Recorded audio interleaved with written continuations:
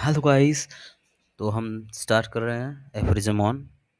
So in aphorism one we are going to study the mission of the physicians.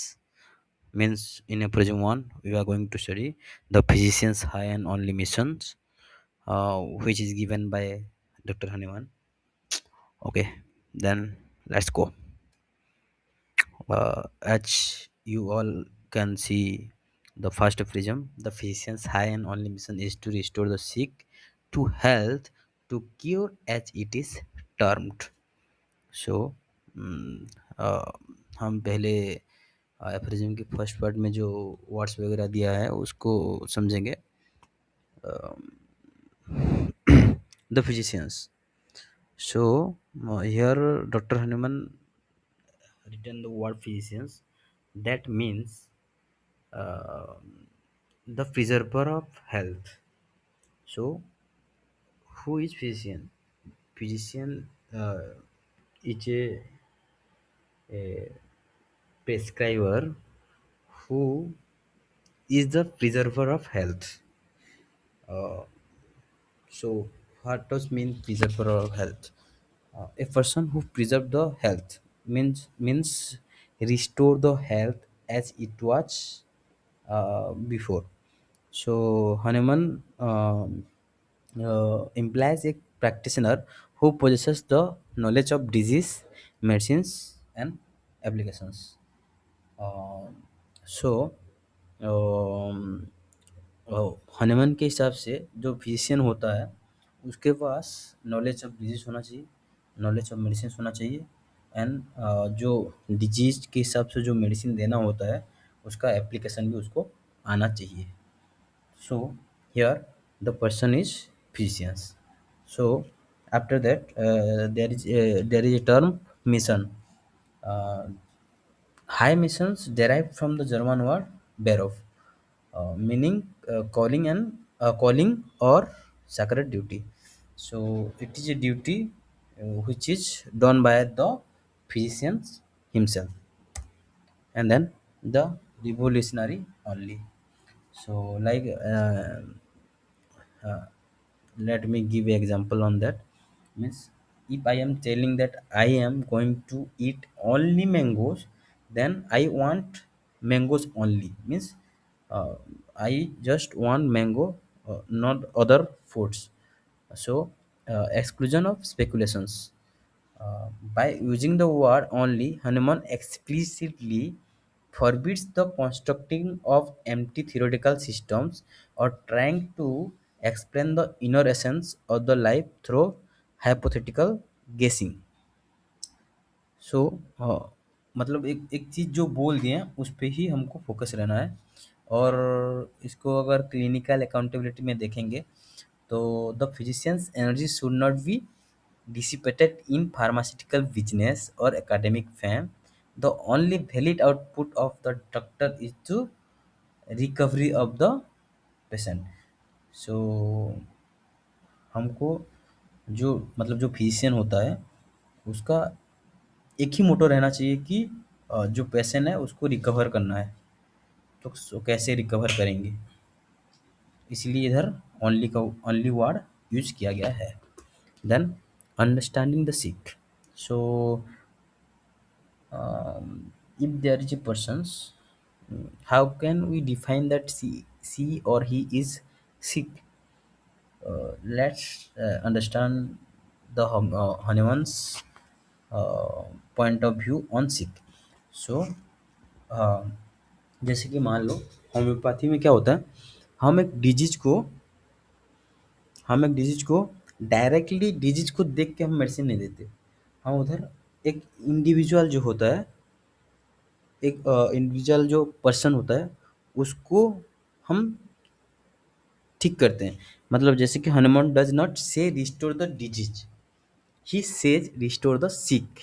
In homoeopathy we do not treat a diagnostic level like asthma. We treat the individual whose internal harmony is deranged. मान लो उसका जो internal harmony है वो एक arrangement से अलग हो गया है, तो मतलब डिरेंसी हो गया है. सो उसको हम एक एज ए इंडिविजुअल उसको हम ट्रीट करेंगे।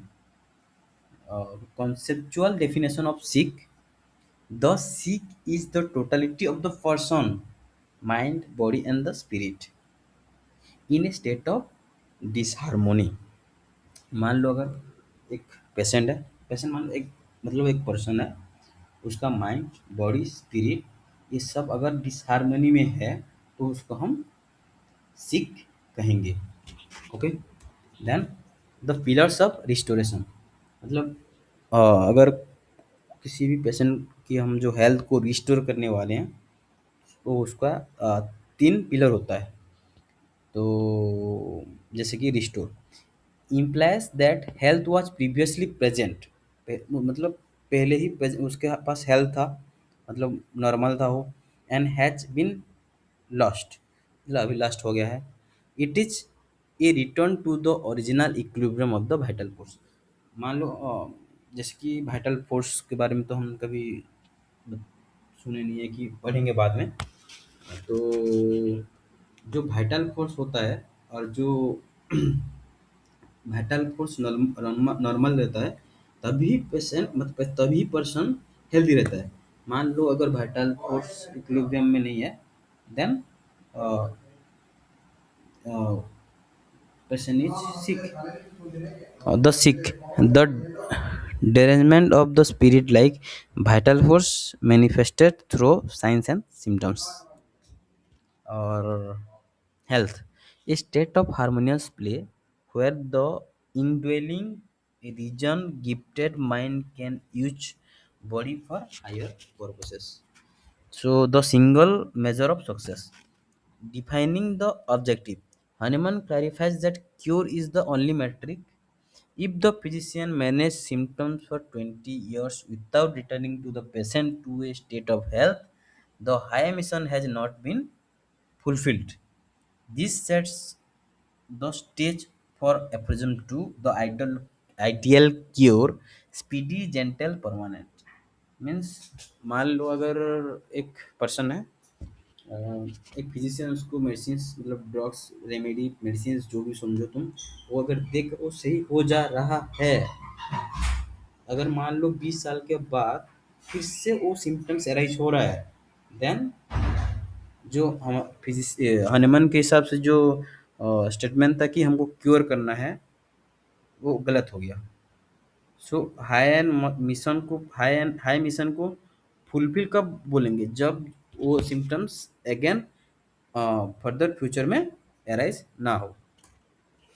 सो कंपैरेटिव मेडिकल ऑब्जेक्टिव्स मीन्स मान लो जैसे कि पैरामीटर है प्राइमरी फोकस, होम्योपैथिक, हनुमेनियन, जो ये थे जो कन्वेंशियल एक था पैरामीटर। प्राइमरी फोकस हम किस में रहते हैं, the sick individual not the disease pathology. Role of physicians क्या रहता है, restorer of health, technician of symptoms, ये कन्वेंशनल रहता है। मेथोडोलॉजी होलिस्टिक रिस्टोरेशन होता है होम्योपैथी में, लेकिन कन्वेंशनल में क्या होता है, केमिकल सप्रेशन, कुछ केमिकल देकर हम सप्रेस कर देते हैं बस। अल्टीमेट अल्टीमेट एम क्या है, परमानेंट क्योर, मतलब जो होम्योपैथी है वो परमानेंट क्योर करता है, मतलब जड़ से खत्म, उसको अगेन एराइज होने ही नहीं देते हैं। लेकिन जो कन्वेंशनल मेथड होता है थियोरिटिकल, उसमें सिर्फ हम डिजीज मैनेजमेंट करते हैं, वो फिर से अराइज हो जाएगा। देन द पाथ टू रिस्टोरेशंस, मान लो एक डिजीज अराइज हो गया ना, देन एक रिस्टोरेशन